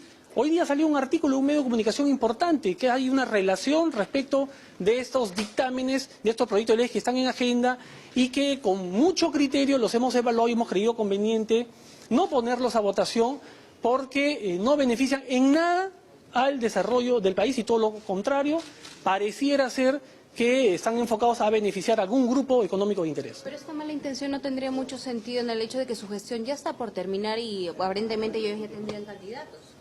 Bueno, pero sus actos demuestran lo contrario. Ellos más bien deberían pensar como usted dice, que esta gestión ha logrado recuperar en algo la imagen del Congreso, que la encontré en 6% y que le hemos llevado a 20%. Y que hemos transparentado la gestión y que vamos a lanzar la próxima semana un concurso público para el acceso a las plazas. Que en mi gestión no han nombrado a ningún trabajador, como sí nombraron las mesas anteriores. Plazos indefinidos, nombramientos a sola firma en la mesa directiva. Hemos desterrado esas prácticas del Congreso de la República y, claro, algunos quieren que estas prácticas nefastas vuelvan a regresar al Congreso, pero nosotros nos mantenemos firmes y ojalá que las fuerzas políticas representadas en el Congreso evalúen cómo fueron los 2 primeros años de esta gestión y cómo ha sido esta gestión, que ha sido una gestión de apertura y de transparencia. ¿Fuerza Popular entonces está atrás de esta presentación de firmas falsas? Yo no he dicho eso. Yo lo que he dicho es que el día de hoy he recibido una serie de ataques y de improperios y de adjetivos y que no han querido ver lo evidente, que es que me han falsificado burdamente la firma de esos informes y me quieren culpar por actos que yo no he cometido. En otros casos se han archivado denuncias de congresistas que a pesar de que sí efectivamente firmaron los documentos, han dicho sí, mi asesor me hizo cometer ese error de firmarlo y solamente le han dado amonestación y en otros casos los han mandado al archivo. Sin embargo, en mi caso, que ni siquiera he firmado los documentos, que se ha demostrado que me han falsificado esos documentos, ahora pretende la congresista Salazar de que yo renuncie a la presidencia del Congreso. Si quieren ganar la mesa directiva, que convitan en buena lid, que planteen cuáles son sus objetivos hacia el próximo año, cómo pretenden recuperar la credibilidad del Congreso y que se presenten a las elecciones y que lo ganen. Probablemente lo hagan porque tienen 55 congresistas, pero no puede ser pretexto de estas denuncias calumniosas para plantear que yo me aleje de la mesa directiva por un documento que no me pertenece, un documento que sea falsificado. Estamos en vivo para 2019. Usted ha señalado hace un momento que lo que hemos visto hoy en la audiencia, en esta sesión de la Comisión de Ética, en contra de usted de parte de Fuerza Popular, denota angustia y desesperación. ¿Nos podría decir por qué? ¿Cómo estás, Návila? Buenas noches. Porque vemos que a pesar de que tengo argumentos sólidos para desbaratar esta denuncia calumniosa que me han hecho, como es el peritaje que he presentado en donde queda claramente determinado lo burdo que ha sido la falsificación y que prácticamente aquí me han sembrado esos informes y que el Ministerio Público está investigando para determinar quiénes han sido los responsables. ¿Quién los habría sembrado? Bueno, eso será parte de la investigación. Yo no puedo ser irresponsable de señalar a alguien. Pero a pesar de que he demostrado con documentos en la mano y con peritajes, los congresistas de Fuerza Popular me han atacado el día de hoy y me han planteado, la congresista Salazar, que yo dé un paso al costado y que deje la presidencia del Congreso. Parece que ese fuera su objetivo. Yo voy a dejar la presidencia del Congreso en julio, faltan pocos meses, no se desesperen. Pero no se puede utilizar la Comisión de Ética como una herramienta para golpear o desacreditar a quien ellos consideran un adversario político. ¿Por qué llama, y le insisto con la pregunta, que Fuerza Popular está desesperado y angustiado, el partido político? Por la actitud de algunos congresistas hoy día en la comisión, que han levantado la voz, que han gritado, que se han desesperado, que me han dicho adjetivos que no voy a repetir. Usted ha dicho que quieren recuperar la mesa directiva como de lugar. Pero si la congresista Salazar me ha dicho que por un caso de plagio, en donde un congresista sí firmó ese proyecto, este congresista tuvo que dejar la mesa y que por qué yo no hago lo mismo. Cuando acá es un tema totalmente distinto, yo no he plagiado nada. Además, hoy día se ha demostrado que la firma es falsa, que me han falsificado la firma. ¿Por qué me quieren responsabilidad o sancionar por un hecho que yo no he cometido? Ahora, pero ¿por qué llama usted o ha señalado usted de que Fuerza Popular quiere recuperar a como dé lugar la mesa directiva? Porque si no, ni siquiera hubieran abierto indagación y menos investigación de una denuncia calumniosa, con documentos falsos. En otros casos, hay congresistas que han estado en el exterior y que han presentado informes y les han archivado, como el caso de la congresista Herrera. Usted ha señalado que tienen intereses particulares para recuperar la mesa directiva. Bueno, no hay que ser genio para darse cuenta de eso, ¿no? Gracias. Muy amable. Permítame un segundo. A ver. Bueno, así estamos, comenzando esta semana así suave, tranquilos, ¿no? Pero vamos a hacer una pausa. Vamos a hacer una pausa a toda esta vorágine y yo les voy a contar que llevo 2 domingos tratando de entrar a la exposición interactiva de Leonardo da Vinci en el Museo de la Nación, por supuesto parte del Ministerio de Cultura. Y bueno, mala noticia para un papá que busca con su hijita una actividad dominical, que ha tenido que llevarla, pues, tienes que ir a ver Avengers, ¿no? Porque si ya no la lograste, porque las entradas estaban agotadas, por supuesto son entradas gratuitas. Pero buena noticia para los que saben que la demanda de cultura es muy grande en el Perú y que en medio de este panorama que a veces nos deja un poquito cabizbajo, sobre todo pues que ahora que comienza el otoño, el invierno, habrá quienes dicen que comienza el invierno de una generación política, como lo hablábamos con Juan de la Puente. La cultura siempre será un motor de cambio, un motor social, un motor cívico, un motor ciudadano, ahora que estamos hablando de formar nuevos ciudadanos. Y le damos en ese contexto la bienvenida a la ministra de Cultura, Ulla Holmquist Pachas, para hablar, por supuesto, de todos estos temas, más allá de mi frustración por no haber podido ver todavía la exposición de Da Vinci, que dicen que está buenísima, y los planes, y como yo le conversaba, ministra, fuera de cámaras, gracias por estar con nosotros esta noche. Gracias. Su perfil, ¿no? Usted, arqueóloga con manejo en museos, nos habla mucho de cuál va a ser el acento de su gestión en una cartera que es, como también le comentaba, muy amplia. A mí siempre me provoca preguntarle a los ministros de Cultura o ministras que ingresan cómo organiza su día, siendo una cartera con tantos puntos. Pero usted está tomando un norte por el lado precisamente de museos, estamos en el mes de los museos, y por el lado, por supuesto, lo que va a ser el MUNA. Cuéntenos, por favor, su gran plan, su gran estrategia. Buenas noches. Buenas noches, Enrique. Muchas gracias por el espacio. Bueno, efectivamente es una cartera diversa como nuestra cultura, ¿no? Y hablábamos de que si bien puede parecer que el tema intercultural y el tema patrimonial hacen esto complejo y diverso, en realidad estamos en un país con una profundidad cultural enorme, donde lo patrimonial está a la vuelta de la esquina, pero que es una cultura viva también. Entonces, en ese sentido, eso es lo que lo convierte así como diverso en una tarea en sí misma, ¿no? Con una proyección a futuro muy importante. Como lo has mencionado, uno de los espacios que se convierte en un espacio muy rico y muy propicio para este trabajo, ¿no? de fortalecimiento de nuestra diversidad cultural y a la vez de saber que nuestra cultura es un motor de desarrollo, son los museos. ¿Por qué? porque son espacios en donde nosotros como ciudadanos vamos a reconocernos, pero también a dialogar de nuestras diferencias, de nuestra diversidad, ¿no? No solamente son espacios los repositorios que de alguna manera cuando éramos pequeños, claro, más jóvenes, ¿no? Hemos disfrutado de una manera determinada, muy probablemente yendo en el colegio, a la visita obligada, claro, ¿no? Claro. Sino que hoy en día nos ofrecen una diversidad de actividades y programaciones, pero que tenemos la obligación nosotros también como sector construir estos públicos, ¿no? Y visibilizar que esa oferta ya es diversa hoy en día. Los museos son espacios de construcción de ciudadanía. Y claro, efectivamente va uno a reconocerse como país, va uno a reconocerse como ciudadano y sobre todo cuando uno va con hijos y demás. Y también lo comentábamos. Bueno, usted viene de aparte de un museo muy reconocido como es el Museo Larco, pero la narrativa, las historias que se están presentando, la museografía nacional ya es distinta de la que nosotros pudimos experimentar cuando íbamos en esas visitas, ¿no?, de colegios, a veces mucho a ver huacos sin tener mucho contexto, ¿no? Exactamente. Entonces eso ya es un espacio pedagógico que es muy importante. En eso estamos avanzando. ¿Cómo reforzarlo? ¿Cuál es la apuesta? ¿Por dónde fortalecer esa...? Muchas líneas. Por un lado, cuando se habla de museo, creo que ya todos entendemos que un museo no es un edificio. Un museo es una narrativa, como tú lo has dicho, ¿no es cierto? Y al Perú no le faltan cosas que contar, ¿no?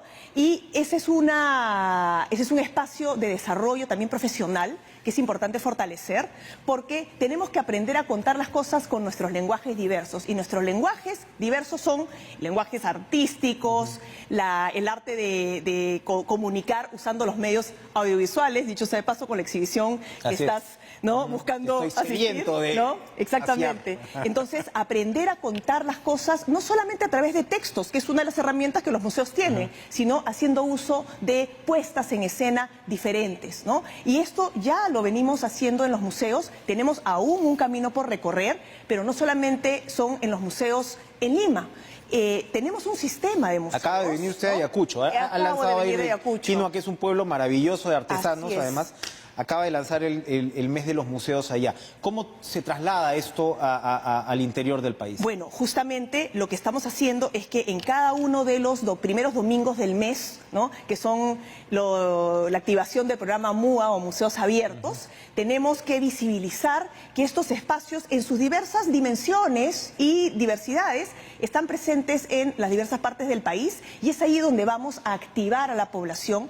En realidad, la población nos recibe ya activando estos espacios de encuentro con diversas actividades artísticas, artesanales, con la participación de las familias, con la participación de los niños que usan su patrimonio para decir cosas en el presente. Y esto es exactamente lo que hablábamos al comienzo. Nuestro patrimonio del pasado milenario hoy en día sigue siendo un medio para comunicar que somos poderosos, digamos que somos una cultura que tiene algo para decir a futuro. Entonces, eso es lo que estamos tratando de hacer, es no solamente concentrarnos en las posibilidades que existen en nuestros mayores museos que están efectivamente en nuestra capital, sino en estos espacios diversos al interior del país que tenemos mucho que vivir en estos espacios. Son 55. A ver, pregunta inesperada. Sí. Dígame 4 o 5 museos de este sistema que usted diga están como cañón, o sea, y no solamente en Lima. Tenemos, por ejemplo, la posibilidad de ir al Museo de Julio Cetello en Paracas. Tenemos como, por ejemplo... Que es reconocido internacionalmente. Así es. Tenemos el Museo de Chavín, ¿no?, que también ha sido recientemente ampliado y reforzado también en su exposición. Tenemos el Museo de Tucumé en Lambayeque. Tenemos una nueva pinacoteca recién lanzada en Huancavelica, justamente, o sea, una diversidad de museos realmente, ¿no? Y usted me está hablando además de algo que tiene que ver de todos modos con su sector, que es poder impulsar incluso el turismo de destino por ese lado. Por supuesto.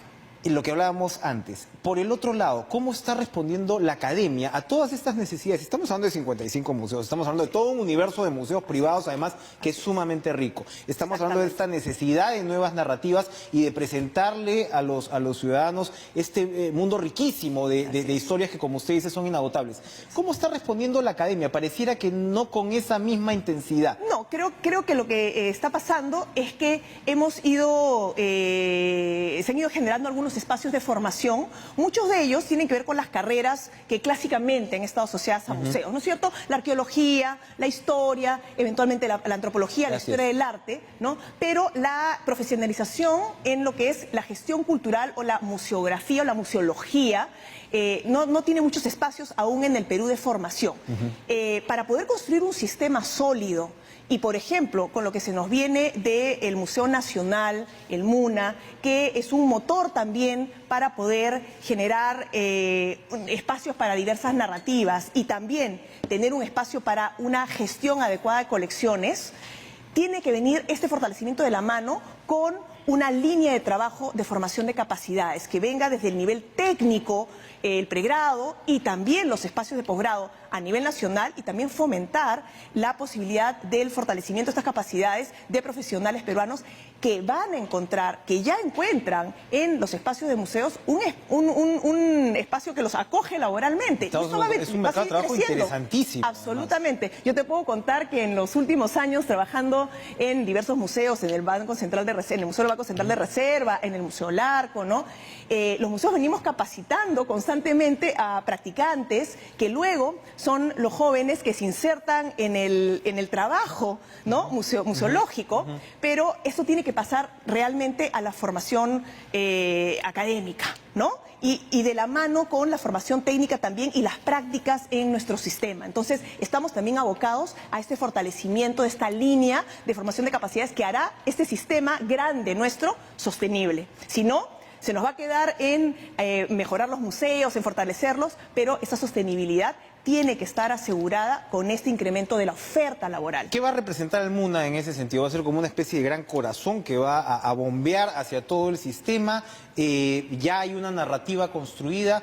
¿Cuándo va a estar? Son como 3 preguntas juntas. ¿Qué va a representar el MUNA? Recién viene la etapa pronto de recepción de obra, ¿no es cierto? Este es un tema de un edificio inicialmente que cuenta con los espacios que nos van a permitir sostener, albergar, recibir colecciones que también se encuentran en muchos otros espacios, tanto museos como depósitos que tiene el sistema, para poder recibir estas colecciones y tenerlas en las condiciones adecuadas, registrarlas, fotografiarlas, en fin, todo lo que corresponde a la función de gestión de colecciones. Y tiene los espacios adecuados y pertinentes para poder llevar a cabo exposiciones, estas narrativas de qué somos como nación. O sea, ya tenemos que contar con un espacio que vaya más allá de lo arqueológico, ¿no? Porque estamos acostumbrados, claro, es una gran riqueza la que tenemos nuestro patrimonio arqueológico, pero nuestro patrimonio arqueológico junto con el patrimonio etnográfico, junto con nuestro arte popular, junto con nuestro arte republicano, con nuestro arte contemporáneo, que se inspira en la mayoría de los casos en nuestro pasado, ¿no? En nuestra tradición. Basta ver a Cislo para lo que... Tenemos que tener el espacio para poder contar cómo hemos sido capaces de vivir adecuadamente en ese territorio por 15.000 años. Y hablando de las cuestiones menos coyunturales y más digamos, de proyección a futuro, tenemos que poder tener el espacio donde contemos que seguimos acá viviendo y podemos vivir bien. ¿Cómo vamos a llegar al MUNA los limeños? Esto tiene que venir de la mano también con un trabajo, ¿no? Por parte de transporte para tener una cercanía con una estación del metro, ¿no? Y poder tener probablemente alimentadores, ¿no? Que permitan también que la gente llegue. Por otro lado, hay que saber que si bien es un lugar que podemos, entre comillas, sentir como un lugar lejano, en realidad no es lejano, ¿no? La gente va, hay una gran visitación al Museo de Sitio Pachacamac, por ejemplo. La gente se va a la playa, ¿no? La gente recorre ese lugar y además es un sitio que está rodeado de una altísima población. Entonces estamos hablando de un espacio que puede ser activado públicamente. Por otro lado, este es un museo, ¿no? Junto con otros museos mayores como nuestro Museo Nacional, que también tiene que ser repotenciado, ¿no? Mejorado en sus servicios. Hay una diversidad de trabajos que estamos priorizando. Darle una regularidad, ¿no? Por ejemplo, el Museo Nacional uno piensa, ahora está la de Da Vinci, pero me parece que hace un poco más de un año fue la de Gerardo Chávez, que fue una antológica impresionante. Por supuesto. Pero claro, no esperas, probablemente, o el público no sabe la calendarización, ¿no? Con una frecuencia determinada. Exacto. ¿No? Ahí también valdría la pena que nos siguiera en las redes sociales, donde se tiene la programación constante, ¿no? De las actividades que se llevan a cabo en estos diferentes ¿Cuáles son nuestras cifras de visitantes? A ver, tenemos museos, ¿no?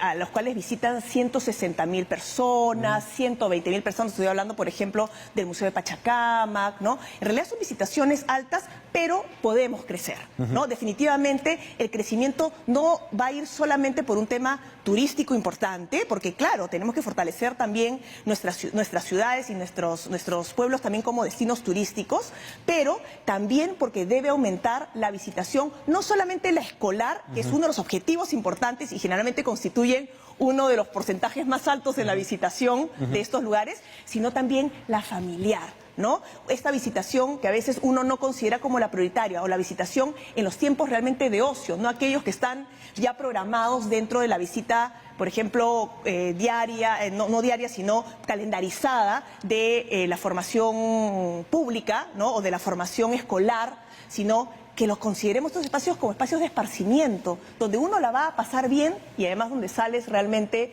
con un sentido de que se ha enriquecido tu vida y nuestra autoestima, ¿no? Y nuestra identidad. Hablaba de las visitas escolares y hace poco visitaba el lugar de la memoria y efectivamente veía pues a los escolares realmente descubriendo esta historia muchas veces convulsa, no trágica, pero finalmente que explica mucho de lo que se vive hoy mismo. Cuando la historia que se presenta en los museos, todas estas narrativas, está todavía de alguna manera en disputa, que ha sido pues el caso cruzado por debates políticos, por quién hizo qué, por cómo presentas los fenómenos. ¿Cuál es su aproximación, su postura? A veces los ministros se pueden llegar a complicar incluso, sí, ¿no? En medio de un mar político picado. Pero es que si nos vamos al aspecto museológico específicamente, lo que tienen los museos son específicamente esta potencia de ser los catalizadores de estos debates, de estas miradas diversas, porque no es que yo me esté peleando contigo, ¿no es cierto? Sino que tenemos un elemento de nuestra memoria o de nuestra historia y sobre la cual podemos tener nuestros puntos de vista, porque la manera como lo has vivido tú puede ser en algo distinta como lo he vivido yo, y nuestras emociones y nuestras visiones tienen que ser conversadas y discutidas, pero ahí hay una evidencia, y es sobre esa evidencia que conversamos y discutimos. Para eso son los museos también, no son templos, son plazas. No te está presentando una realidad acabada, una historia acabada. Exactamente, y en ese sentido, por eso es que el lenguaje museográfico va más allá del texto, ¿no es cierto? Tiene que ver con la imagen, tiene que ver con el audiovisual, tiene que ver con las voces, tiene que ver con la manera como presentamos a través de objetos. Un objeto te puede decir a ti algo y me puede decir a mí otra cosa. Y para eso los espacios existen, para poder tener una visita social. No es una pantalla en la cual tú solito estás vinculándote a ese objeto, que es una manera también de acercarte a las evidencias históricas, ¿no? Pero el museo es un espacio social. Estoy seguro que muchos de los televidentes se están provocando de aprovechar este domingo para ir a celebrar el mes de los museos. Vamos a ir una pausa y ya vamos a regresar con las otras áreas de esta cartera, como les decía, tan compleja y desafiante. Estamos con la ministra de Cultura, no se vayan. Gracias.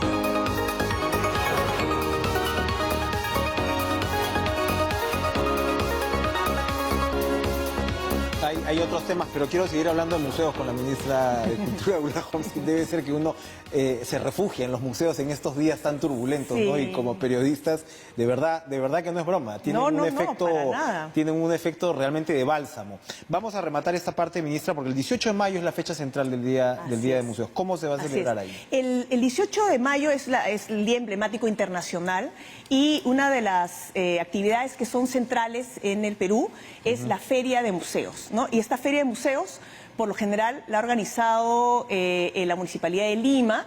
También el Ministerio muchas veces ha tenido una feria paralela en nuestras propias instalaciones, pero estamos fortaleciendo este espacio porque realmente tiene ya una enorme convocatoria y la gente va a enterarse no solamente de la programación del mes, sino de ver cómo ya los museos están ofreciendo diversas programaciones que se sostienen a lo largo del tiempo. Entonces es muy importante estar presente en esa feria que se realiza en el centro de Lima, al costado del Teatro Municipal, representa prácticamente a toda la diversidad de museos de la ciudad e incluso en algunos casos se presenta información sobre el resto de museos en el país. Aparte de esto, casi todos los museos, tanto de la administración del Estado como privados, tienen actividades especiales en este día o durante el fin de semana. Entonces hay que estar atentos. Consultar toda la Hay que estar agenda atentos, sí, porque hay que a uno cosas le para convenga. todos los gustos. Otros temas. Ley de cine. Está justo ahora en el noticiero, hemos podido pasar una nota bien interesante sobre este debate. Congresista Francesco Betrossi está muy al tanto. ¿Qué se espera finalmente Bueno, de creo lo que que vaya a es un salir ahí? anhelo, ¿no es cierto? Porque además tiene mucho que ver con el fomento de una de las artes que sabemos que en nuestro país tiene una gran potencia. Ahora que hemos lanzado por segundo año, por ejemplo, los estímulos económicos para la cultura, es increíble la acogida que tiene estos estímulos porque hay una gran capacidad entre jóvenes, cineastas, ¿no? Productores audiovisuales, para poder hablar con el lenguaje cinematográfico y contar estas historias de las cuales estamos hablando, que no solamente se cuentan en los museos, sino también a través de del medio cinematográfico. Entonces, esperamos que esto llegue a buen puerto, ¿no? Y estamos seguros que esto va a ser así. Comentar al margen, la carrera de comunicación en los últimos años pues que era periodismo, publicidad, ahora tiene audiovisuales como tercera pata, entonces eso ya se está viendo también.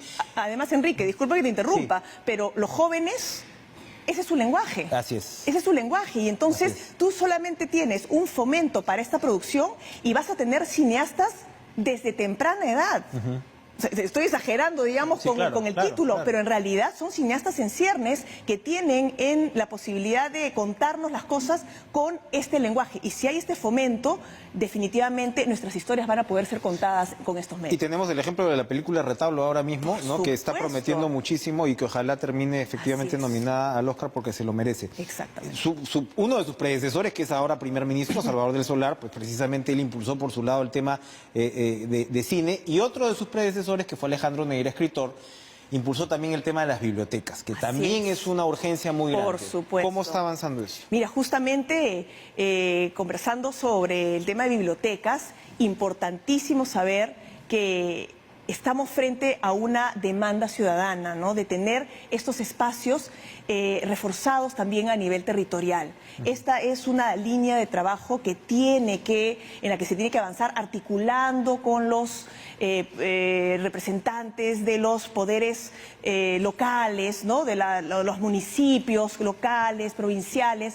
Saber que esos son espacios que se demandan y desde el Ministerio todo el soporte técnico y el apoyo y la articulación para que sea así, para que podamos ir avanzando en tener no solamente un fomento a la producción editorial, ¿no es cierto?, a la lectura. Está acogiendo la Feria de Libros Independientes ahora mismo en el Ministerio, ¿no? Pero esto tiene que también extenderse a nivel territorial. Y así eso vamos. Justamente hablando con la jefa institucional de la Biblioteca Nacional, tenemos entre manos dos cosas, ¿no? La gestión de nuestras colecciones, de nuestros acervos, tanto patrimoniales, digamos, como los acervos bibliográficos, pero tener el otro lado, que es la gestión de los públicos.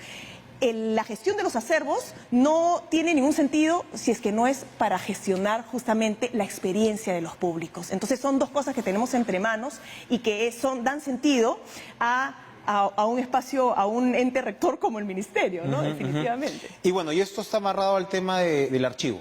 Así es. Por estos días creo que se celebran el Día del Archivo, del Archivero, y tienen todas sus celebraciones, me parece que esta misma semana o la próxima. Así es. Ya el Archivo General de la Nación es un proyecto que está un proyecto con presupuesto asegurado, así es un proyecto bicentenario, ¿no? Es una promesa de trabajo constante, ya se está trabajando con miras a que se tenga el nuevo local, ¿no? Y la implementación del mismo con miras al bicentenario. Y es otro desafío con respecto a digitalización, otra vez, de acercar a la población a Gracias por todo ese mencionarlo, acervo, ¿no? porque de la mano ya está avanzando la digitalización tanto de los archivos como de material bibliográfico de la Biblioteca Nacional, y se está dando acceso público, ¿no? Y cada vez mejor facilitando este acceso público a estos documentos, porque es la manera de gestionar adecuadamente los acervos, ¿no? No solamente acercándolos al público, sino también en muchos casos facilitando que cierto tipo de documentos no se deteriore,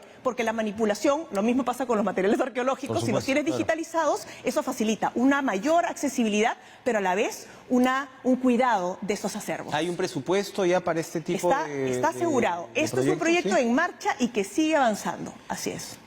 Bueno, y de ahí hablamos de un tema que parece de otro mundo, pero no lo es tanto, que es el tema como de la consulta previa, que por supuesto es, ahí sí la cosa está bien viva, ¿no? Porque en muchos casos pues se dan conflictos, pero vemos también otros procesos interesantes como el de los últimos días, que Tullow estaba en este lote, ¿no? En el norte del país, lo aguantó efectivamente y ahora se ha vuelto a realizar todo el tema de consultas y el tema ya pasó, finalmente con toda la licencia social, si se quiere. Así es. ¿Cómo se está trabajando desde su sector para mejorar estos procesos? Es que es muy importante reconocer que el rol de nuestro sector es poner en la agenda pública el saber que tenemos que entablar un diálogo siempre y que el diálogo en nuestro país es un diálogo intercultural, no es un diálogo que es simple, ¿no? Pero lo complejo no lo vuelve imposible, lo convierte justamente en un espacio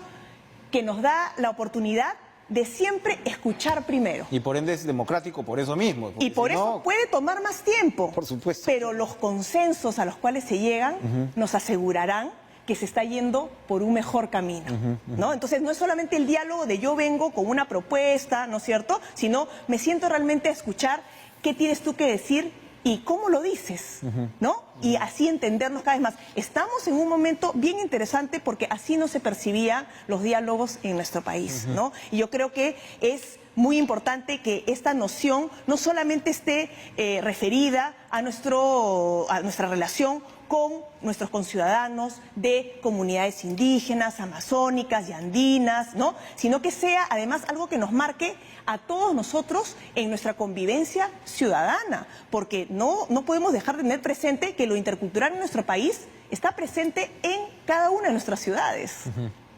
Y el tema de lenguas originarias, que está íntimamente ligado a esto que hablamos, que es un año tan importante. Y en ese ¿Cuáles sentido, son los proyectos? Interesante saber que estamos ya avanzando en